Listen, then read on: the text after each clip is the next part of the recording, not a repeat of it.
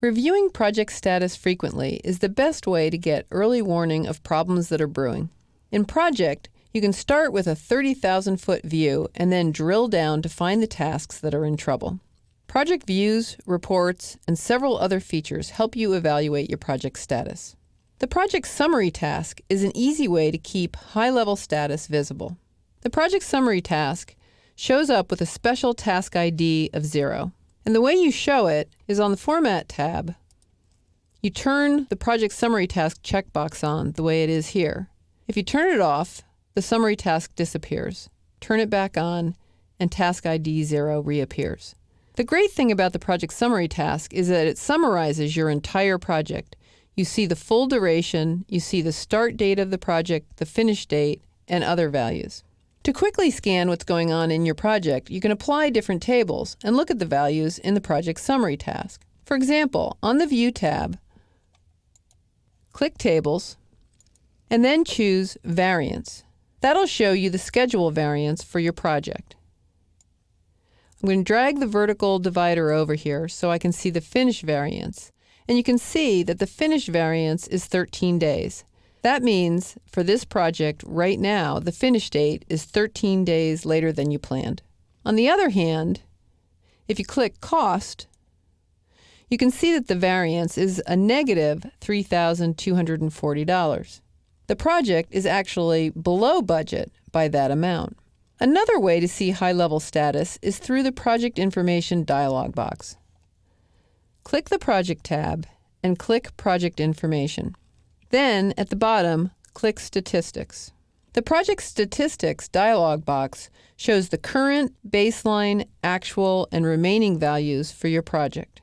You can also see the percentage of duration and work that's complete. The Project Summary report shows statistics similar to the Project Statistics dialog box, with more variance values. Click Close to close this dialog box. Then click Reports. In the Reports dialog box, double-click Overview, and then double-click Project Summary.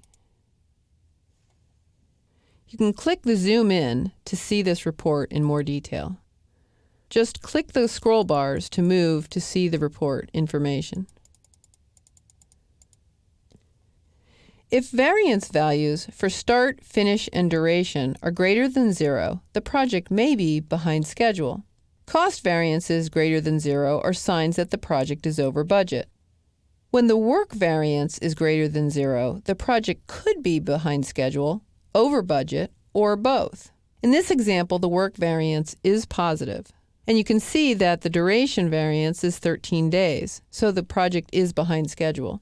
Another way to see status for tasks is with status indicators. Let's go back to the Gantt chart view. To see status indicators, right-click a column heading in a table and choose Insert Columns. Start typing status and then choose Status Indicator. A clock with a check mark shows tasks that are on time. If there are tasks that aren't finished but are running late, you would see a clock with an exclamation point inside a red diamond. To draw taskbars for a baseline, go to the Format tab, click Baseline, and then choose the baseline that you want to see.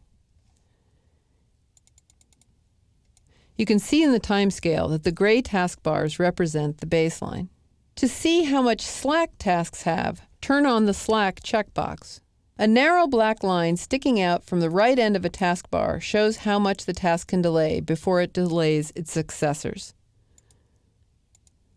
You can see Slack here on the Finalize Lease task.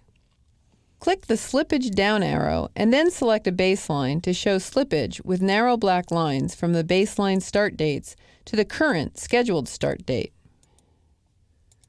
Here's slippage. The length of the slippage line shows how far tasks have slipped from the baseline start date. Project has all kinds of tools to help you evaluate how your project is doing. Give them a try and then use the ones you like the most.